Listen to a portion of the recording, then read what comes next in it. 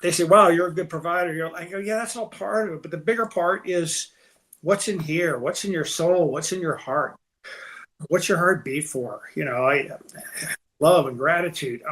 Every time I take a class at the church and they try to distill it down or one or two words, what the class meant to you, gratitude is one of the things that I wear on my chest every single day. I wake up every morning in gratitude, and I display that gratitude and gratefulness pretty much everywhere I go.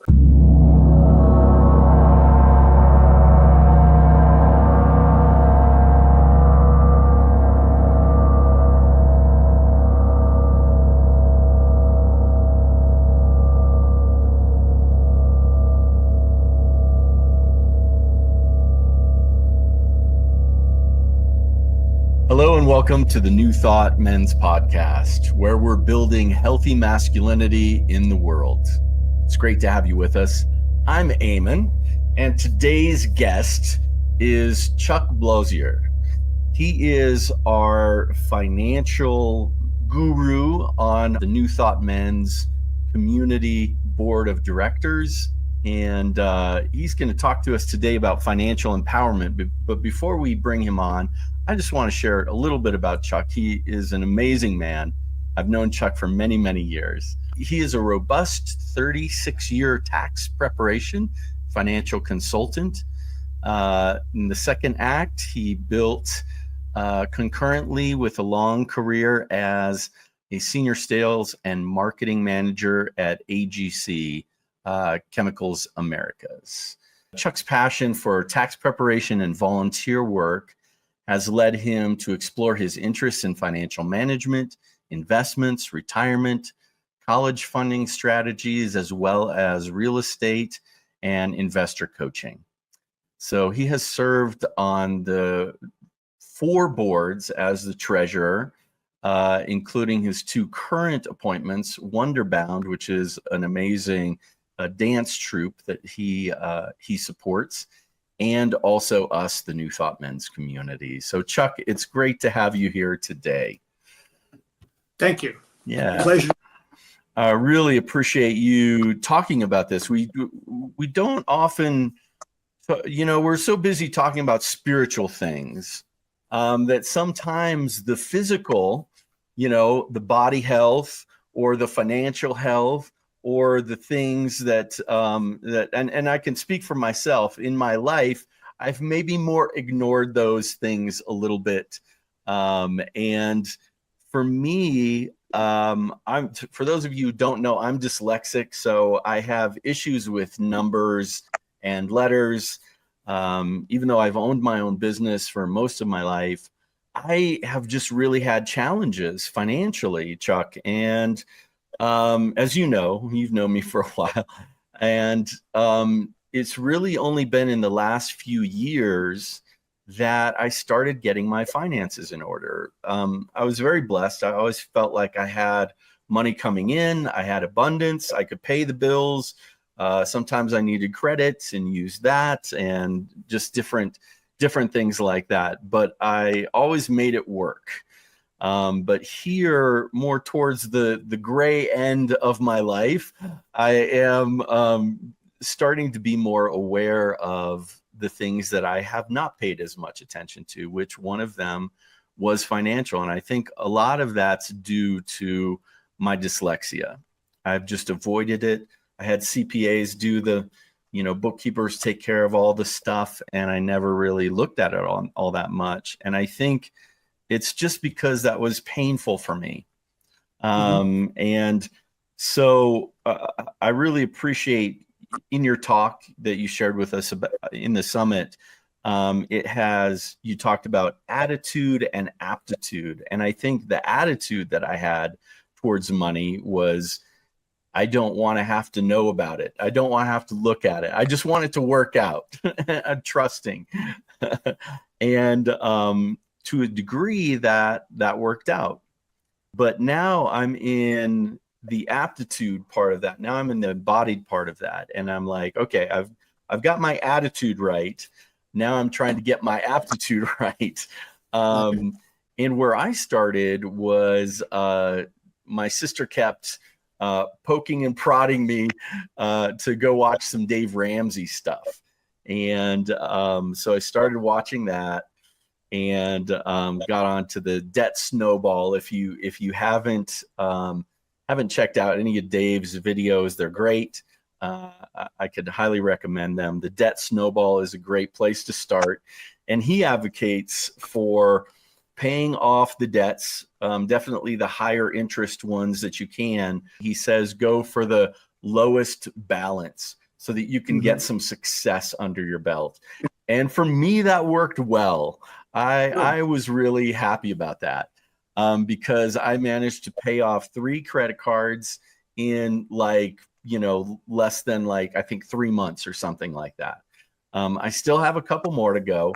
But it really did create that kind of snowball effect where I'm really excited about it now.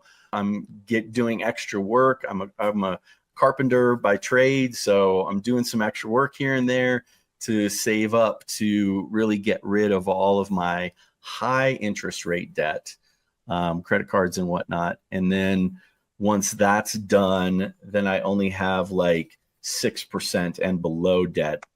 And then I'll start paying off on that stuff. But that's kind of where I started. You talked about the aptitude, like the good debt, bad debt, credit card debt. Anything you want to kind of share along those lines? Sure. For someone who's maybe looking for some advice, they're like, okay, it's time. I'm watching this summit, and this has come up, and it's up in my life. How can we support those people who are watching to really have a sense of being financially empowered? I have to go back a little bit where my journey started and my quest for knowledge on this. I was living in Chicago with 5 kids growing, and my wife wasn't working to take care of the kids. And I amassed, I think it was $48,000 in credit card debt. Spending more than I was making, and then at some point, inside of me snapped and said, "I'm not doing this right." And I wasn't talking to anybody. I didn't have a financial planner. I had nobody around me, so I thought I better educate myself. So that's what I did. I went out and educated myself, reading. I took a few courses, and I started developing a discipline. And in 3.5 years, I paid off the $48,000 of credit card debt. And occasionally I've had credit card debt, but I'd say for the last 25 years, I've not had a credit card balance. It's important to me to not have that. I still have a mortgage, and that's it. That's all I got. What I would tell people about aptitude, people listening and watching this, is that find a financial planner and go to them. I don't care if you have $1,500 or $150,000 you want to invest. Financial planners want new clients. The very successful ones get filled up. Through my class, I've filled up 3 financial planners portfolio. Nice. So I handpick them, and there's some really good ones out there. There's also some that aren't very good. As I mentioned, I took 3 financial. The third one I picked is the one I really liked. The first 2, I didn't. They were just spacemen, And the one I have now is his practice is his knowledge is enormous in the financial world, the stocks and annuities and insurance policy, and all that. So what I would tell people is, on your aptitude, is find that, then find a good independent insurance broker. Not Allstate, not State Farm, I'm talking an independent guy that can represent any of those companies. And he'll tell you explain your lifestyle to him, and he'll come back to you and say, oh, well, this is the companies that kind of gear their policies towards guys like you. Okay. That's pretty cool. I mean, I wouldn't think that. You think you just go out and you get farmers insurance, you get Allstate, you do that, and everything's fine. Not really. Depends. I mean, they cater to a certain clientele. All of them are different. Yeah. And you do it right, you're saving money all along the way. you're saving heartache and problems when you have to file a claim. You know, some of the big companies will just stonewall you. These guys that you've handpicked, they're going to work with you. They're going to take care of you, and it's going to be all right. Yeah, great. I think that is having people who can support you, who have the knowledge. Like I did not have the knowledge. I still really don't have the knowledge. Like, I guess, even going back further, to the history, it's like, who teaches us about these financial things? My parents didn't. They were a part of that silent generation. They didn't talk about anything. So here we are, just left to our own devices in the world of, what's going to be your default? Oh, it's going to be everything society tells us. Use credit, get a credit card. It'll fill you with joy. No, no, that is marketing. That is not correct. I think for me, I found out through watching tons of, videos on this, it's like we're enslaved by our finances unless we're financially free, unless we are free of debt. And Dave really pushes this. Dave Ramsey really pushes this. Unless you're free of debt, you are enslaved. You are owing to someone else. And truth is, they're making money off of your money. And he puts it like this: you want to make money off of your money. You don't want other people to make money off of your money. And I just love that. I love that quote. I love when he says that. And for me, it's like, a lot of his stuff just make practical, good sense.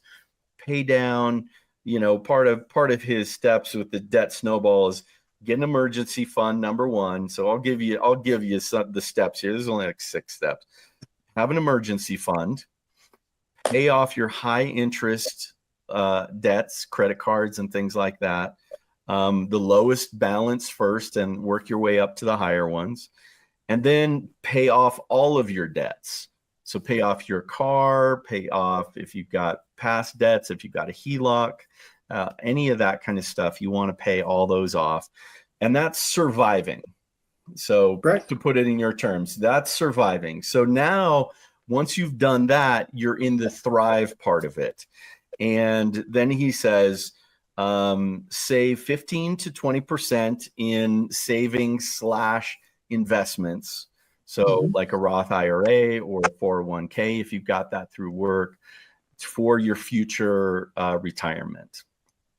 And then put any extra money that you have above and beyond that into paying that house debt off. My God, Chuck, this was just a couple of years ago. I watched this video where a father, it looked like it was Christmas, and a father had his kids in front of him, and he was questioning them. He's like, what do we do when we get a mortgage? And they're like, we make an extra payment every year. And how long till your house is paid off? It's only 17 years instead of 30. And I'm like, what? Why didn't someone tell me that? Why didn't my parents sit me down and say this stuff? Here I am just paying the minimums, think I'm doing good, and my house could be paid off by now. So it's just these things that we don't know until we know, which can, and I wanted to bring this up, financial regrets. We all have financial regrets. Oh, I wish I didn't do that. I wish I didn't spend money there. I wish I had saved. I wish I had started an IRA 20 years ago. All of the things, once we start to become aware of those. And I think it brings us back to your attitude of affirmations and knowing that there's plenty of time. There's enough time. I can still save. I can still have a good retirement. Even though I've got the gray going, I've got a few years left where I can still build, a nice retirement nest egg for myself. And part of that is getting those debts paid off so that then I can use my money to leverage, compound interest and investments and, the things like that are going to be long-term financially viable for me, or for any of us.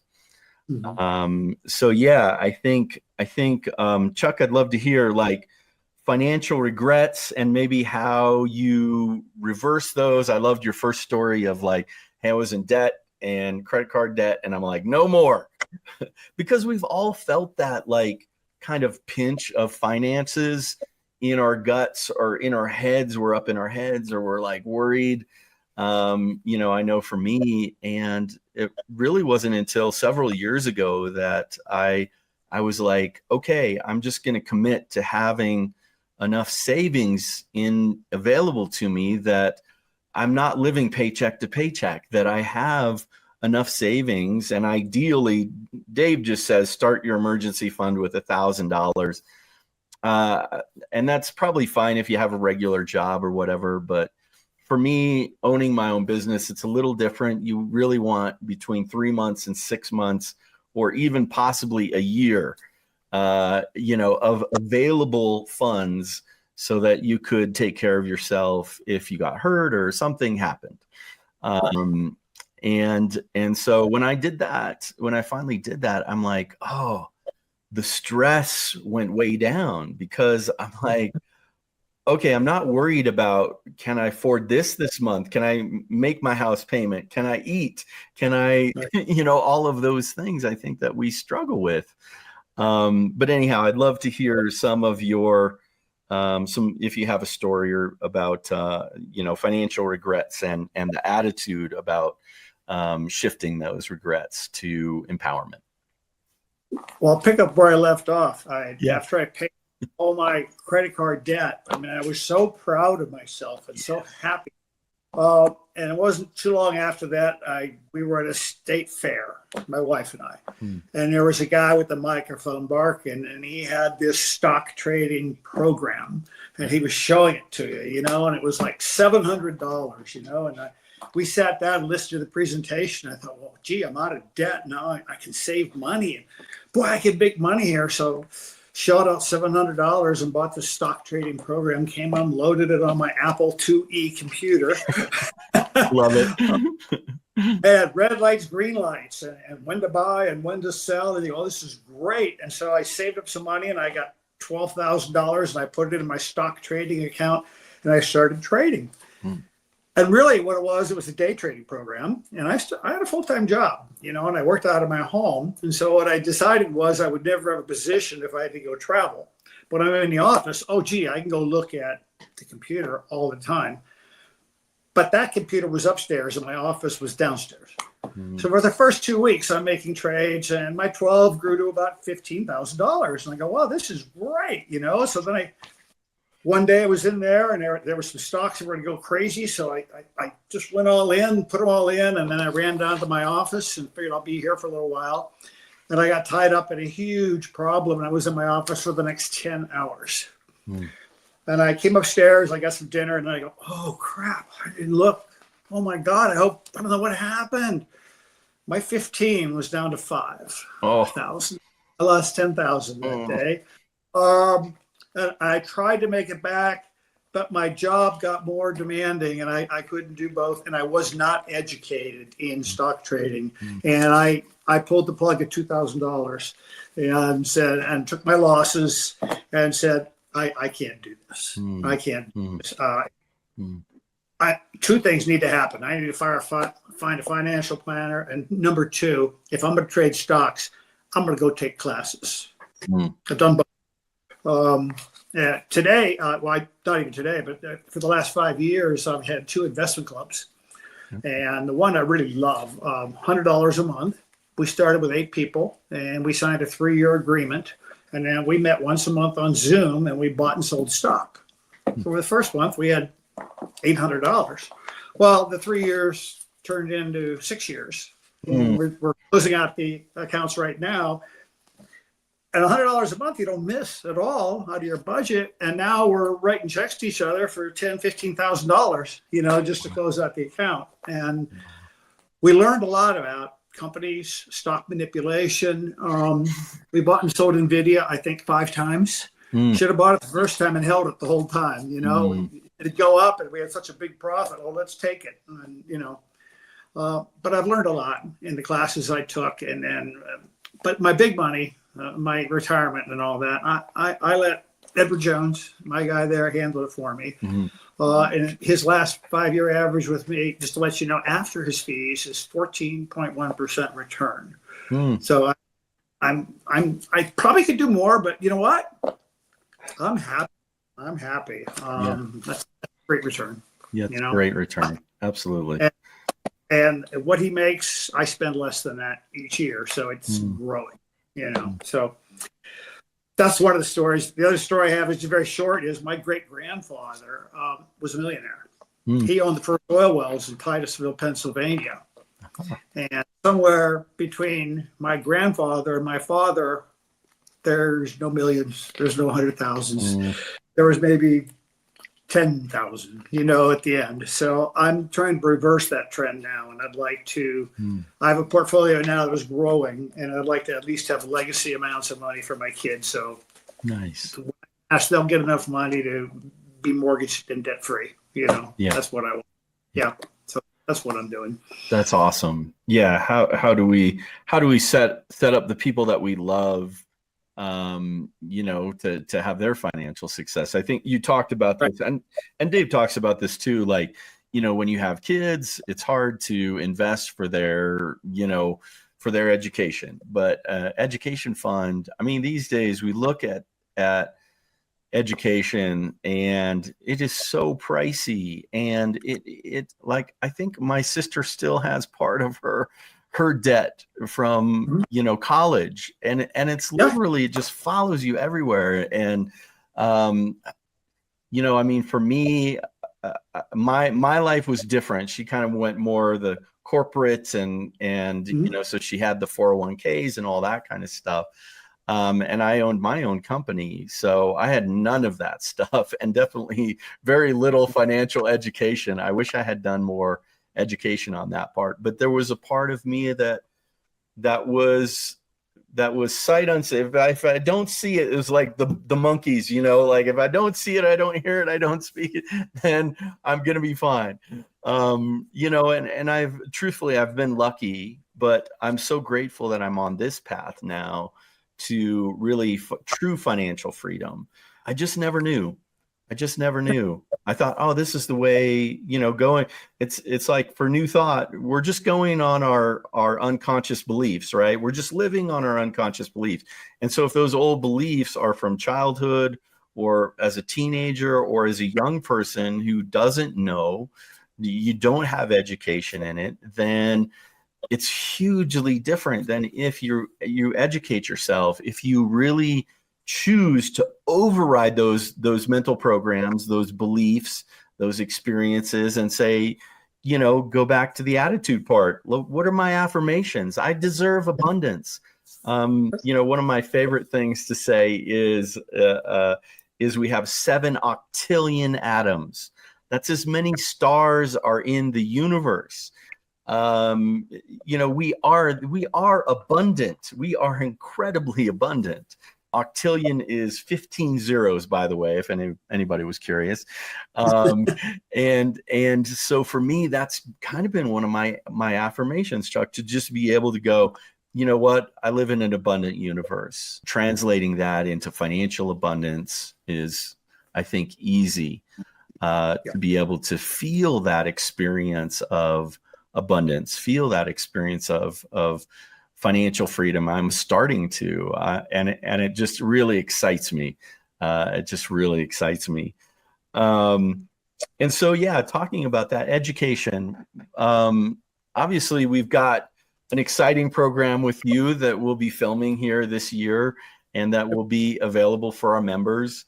If you want to join our membership, that'll be available at some point. So I'm super excited that we're going to be doing that, because I think it's one of the things that we talk about abundance in New Thought, but we don't get into the nuts and bolts of it sometimes. Like, how do you actually create that? How do you actually retire a millionaire? Hey, Eamon here. I hope you're enjoying the podcast. Being a man these days is tough. We feel pressure from relationships, our friends, other men, from society, and even from ourselves. It can be lonely and we can feel isolated. I know I have. 15% of men in America have reported having no close friends, and 73% have 5 or fewer friends. How many other men do you talk with regularly about the most important things in your life? Well, we have a free video and a PDF on how to create deeper conversations and friendships with the men in your life. Click the link in the description below. Also, please rate and review this podcast, or like and subscribe if you're on YouTube. It helps us reach more people with uplifting content like this. Thank you. Appreciate it. Now back to the podcast. It's simple. I'm going to use the word disciplined, Yep. which has always been hard for me. But it's simple, disciplined practice. I think Dave puts it this way: if you're 23 and you put $100 a month in a Roth IRA, or, some kind of investment portfolio where even you're just investing in the S&P 500, the 500 most popular companies in the US, that rate of return is very much like it's like 10% on average over, however many years. And so you're doing 14. That's awesome. But even if you do that in your early 20s and just keep doing $100 a month, like you said, who misses that? Like, Nobody. I mean, that's like four Starbucks coffees or something these days. So that's another, like, I could kick myself because I didn't know that. And I wish I had, and I had the money to be able to throw $100 that way, but I didn't. So it comes down to the education and knowledge of how do we do this and how do we learn to do this? And it took my financial savvy sister, thank you, love you, Gail, to kind of poke and prod me to get me like, how are you going to retire? Do you want to retire rich or do you want to retire poor?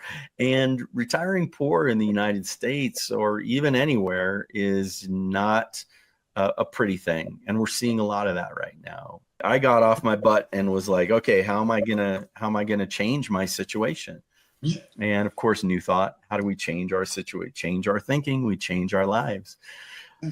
So education, sorry, I'm so excited about this and passionate about this. I keep rambling, but I want to hear what you have to say on kind of what are some of the fundamental education pieces that people should be aware of. Let's say nothing. What are kind of some of these basic classes, or probably videos these days on YouTube, that people can check out to start building their awareness of how do you build wealth? How do you build financial well-being and financial freedom in your life? Well, what happens is through the years, we'll have a financial guru kind of come on the scene, and they'll be the hot new thing, like Dave Ramsey. But he has a very long longevity there. Yeah. Many years ago, and some of our older viewers probably know this, late night TV, there'd be an infomercial, and this guy'd come on and say, put me in any city in the United States with $10 in my pocket, and I'll have 8 homes purchased by the end of the week for no money down. His name was Robert Allen. And this infomercials, I heard him about 3 times, and one night I just had it, and I signed up and went to one of his classes out in California, and it was 8 days. It turned out he thought you should live on 5 hours sleep a night, and we had 19 hours of instruction a day for 8 days. Wow. At the end of the 8th day, you were supposed to have a portfolio of about 7 or 8 homes. It wasn't easy. And it was a little far-fetched, but you know what? I got a massive education in that particular aspect on money leveraging, real estate, how things work, and how you can throw the whole system out and do something completely different. I ended up owning, when you left the class, they had investors that took those houses off from you, but I came back to Colorado. I ended up buying 2 condos and a rental house. The rental house I bought on a credit card. And the 2 condos I had saved up and put 20% down. But those really helped fund my kids' college education. And before, I would never thought I'd do it on a credit card. It would scare the crap out of me. But after going through that class, and he said basically anything is possible. It was very cool. But since then, one of these gurus that came out was T. Harv Eckert. And he did the 1 Minute Millionaire. Yep. He had a 3-day seminar in Denver, and he had some minion doing it, but they had so many people show up. They delayed the start for 4 hours. He flew in on his private jet from Seattle, and he taught the class for 3 days by himself, and was the most energetic, knowledgeable man I ever met in my life. That he started offering these courses, and he says the first 5 people, there were 2,000 people in the room, first 5 people that sign up, instead of paying $3,000, you'll pay $1,000 for my class. Yeah, he's a wheeler dealer. I was coming out of my seat, so I ended up signing up for 3 classes. I took Millionaire School. It was 8 days, and he had every 4 hours he had a self-made millionaire come in and talk to you, and there were only 200 people in the class, and for 8 days, so we had 3 millionaires a day, 24 millionaires, self-made, and explain to you their story. Exactly what they did. And if the story seemed a little far-fetched, you were permitted to yell bullshit. And then and it was fine. And there's a whole story about that, but I won't get into it. I took Guerrilla Business School from him on how to start a business, and I actually had started a business in Boulder, this solar-powered internet access points. We made the cover of Time magazine. It was one of the 10 coolest inventions of the year. Wow. The advent of fiber optics and everything else, our product became obsolete very quickly, but it was a great idea in this very short window of time. And then since then, I've taken quite a few stock classes on, I can take any individual stock, find out what industry it's in, and analyze that industry, look at the 12 top stocks in that industry, and pick the winner out of those 12. And I can do that in about an hour. Wow. And that was a great class. Her name is Natalie Pace, and she's pretty famous. She's on CNN Money a lot. She's on a lot of the money shows. She's written 4 or 5 books, and I'm friends with her. I actually convinced her one time to come to Colorado, and part of her pro bono work for the once a year, I had her come speak at our church, do a full session at our church for free. Oh, nice. That was NOCO CSL up in northern Colorado. That's when we were in New Thought, northern Colorado. We were in the Outlet Mall, there in Loveland, and that was great. And then she stayed with me, so she didn't have a hotel bill, and that was great. So we became pretty good friends. Nice. And then other financial classes I'm just taking, just because I was curious. I was thirsty for information. The community college had classes. I took, I think, 2 or 3 classes at the community college. They were adult learning classes, like an evening. Okay. 4 or 5 classes. Cool. Took one on wills, so I learned about wills. And I was doing my own wills up to last year, and then finally I thought I had to do this kind of trust, and I didn't know how to do it. So I did. It's the first time I've ever hired a lawyer to help me in that aspect, but he was really wonderful, and he wasn't very much money. So I learned, and I learned from him too. So it was a learning experience. So yeah. So important to say, we're not advertising or endorsing any people in this program. Legal disclaimer. no. But we really want to encourage you more than anything to just seek out that stuff, because a lot of this stuff is beyond me, Chuck. Like I definitely took a T. Harv Eckert course at one point, and I've done a little bit, but I think for me, I'm more looking, even though I was in the construction trade, I probably could have, I definitely made people millions of dollars doing rehabs for them and them selling them. That was my first company that I worked with, was for a realtor. that my family knew, and that's what he did. So it was quite the education. So you can make money in real estate for sure, and you can also lose a bunch of money in real estate. The investing is like that. So you really want to be educated in the ways that you feel you need to be educated. I am low on the education part, but I'm at the very simple, like, get rid of my debts. Do everything I can to get rid of my debts. And then after that, it's really just like my sister helped me open a Fidelity investment account. And, I don't have much in there, but it's like $100 a month or something like that I've been now doing. And just investing in very simple, like S&P 500, which over the course of time always is growing. And so it's usually a 10%, an 8%, it could be 12% return, depends on the year. Right now, I don't think people aren't making as much for some odd reason, which we won't go into. But generally, most businesses, most of those top 500 businesses are very successful and are churning out a profit year after year. And so you invest in that, and then the compound interest over time, helps really build that money and build that wealth into, a good retirement nest egg. Just something simple like that, where I don't have to pick stock, where I don't have to, do some, but I can use these tried and true, tested, time-tested investment vehicles or experiences or steps to really create a good financial well-being and base for myself. And so that's our goal here. If anyone comes into our, New Thought Men's community and they're like, hey, I can't afford a membership, or I can't afford to pay for anything right now, I'm that broke, then immediately we give them a scholarship, welcome them in, but they're going to have to take these financial courses and be in a financial group to build their financial consciousness. I think there's nothing worse than feeling that you're stuck. And statistically, I think 40% of Americans are living paycheck to paycheck.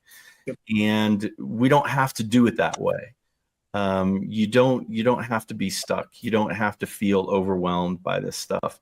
You just take it one step at a time and, get the emergency fund and start paying your debt down and do what you can. And, I'm not to the point where I'm eating rice and beans, which is what Dave said. You better like rice and beans for your first 2 years, getting rid of all that debt.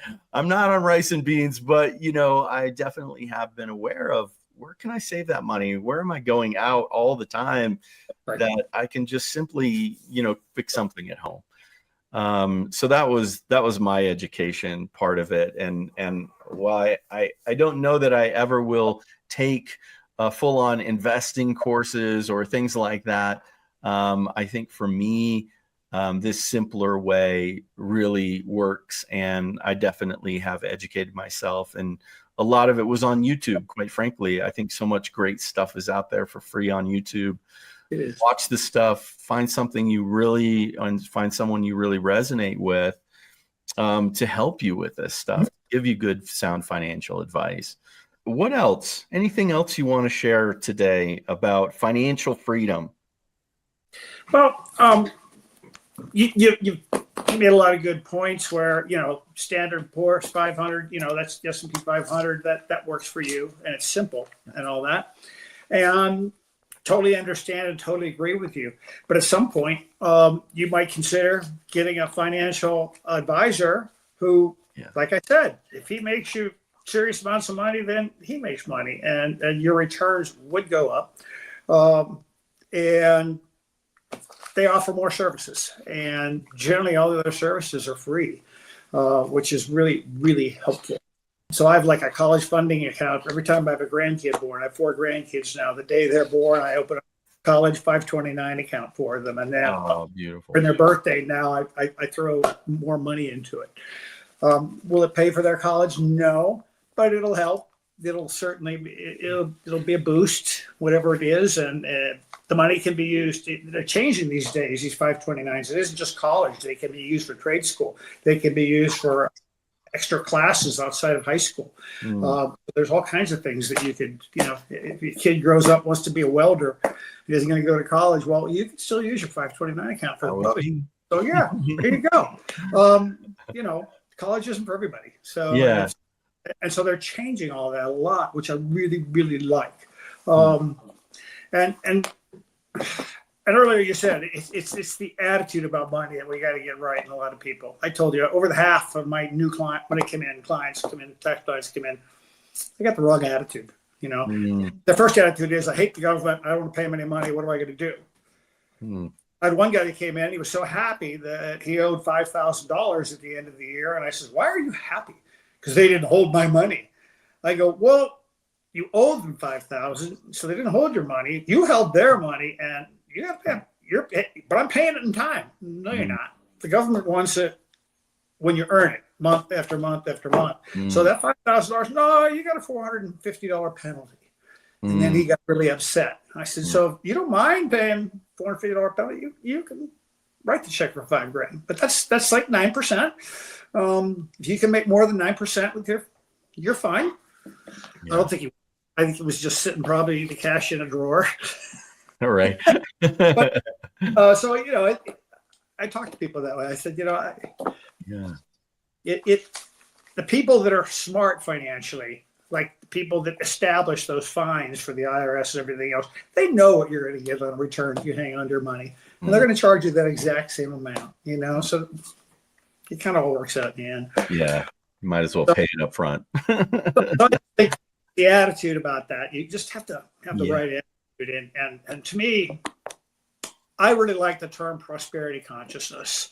I say, I have prosperity consciousness. I said, I remember it was my wife was getting near passing, and I was shelling out an inordinate amount of cash. That was December, and I was going to write my tithe check to the church. And I was a little short paying my private caregivers here in the house. And I thought, well, I can't pay both. So I paid the caregivers, and I thought, well, maybe I'll just wait, pay the church later. And I got it from my desk, and I walked away, and I came back 10 seconds later, and I said, because it hit me right away, I says, what the hell are you thinking about?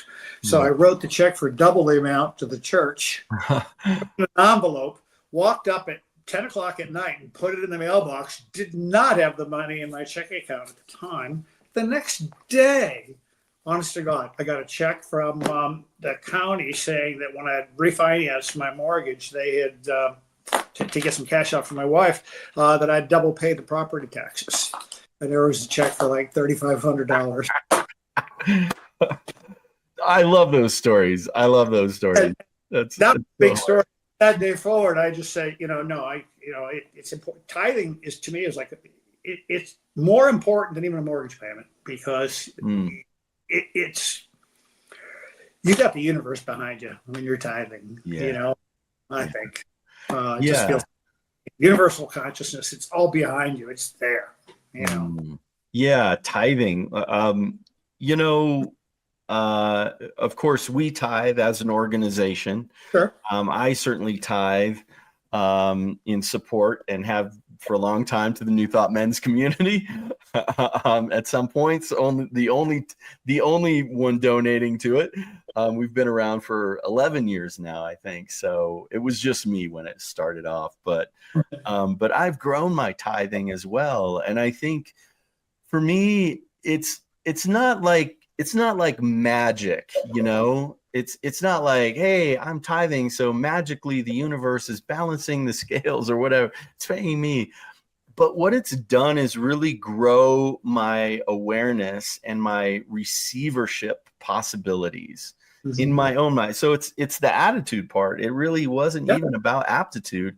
It's in the attitude part of I am abundant. And because my income isn't regular, it's I get a big job or I get a small job or whatever. Money comes in a different way than kind of maybe like clockwork for some people. But for me, I just started at the beginning of jobs when I get checks, at the end of jobs when I get checks. I just go ahead and do a tithe on that. And it's just changed my whole financial outlook. And that was probably only in the last maybe 3 years that I've been fully tithing. And before I was kind of working up to that. And so it's just start where you start, but it's not necessarily of, I gave this, okay, universe, I'm ready for my return. Even though that's kind of the way it works to a certain extent. But it's more about us, right? It's always about us. It's always the inward job, right? How do I grow this thing, these old beliefs, let go of the old beliefs, bring in some new beliefs that the universe is abundant, and I am a part of that. I am a receiver. I am a giver of that abundance. It literally flows through us. I mean, we have just millions of cells right there, just got killed, and millions underneath there just got born. So it's incredible how amazing this understanding of abundance to us as human beings is, and this concept, and how we can use it to really empower our financial freedom, which is what we want to do. When you have financial freedom, you are really free. I would say until then, we aren't free if we have financial debts. You have a weight on your shoulders, and you want to get that weight. Yeah. Absolutely. Oh, Chuck, this has been great. I know we'll have more conversations about this. And then of course your class coming up. So I'm so excited. That's going to be my education, is watching that, with you doing it. And, I'm so excited and just keeping on the discipline with paying off my debts, and any extra money I have, paying those debts down till they're gone. So I want to end with, because I know we know each other, we've known each other for many, many years. And I know you've done men's work we've done men's work together for probably 15 or maybe even 20 years now. 20 years. 20, yeah. And so I just want to ask you this one question upon closing. Our theme is divine masculinity this year. What does divine masculinity look like in the 21st century? And even adding a little bit of financial, what does divine financial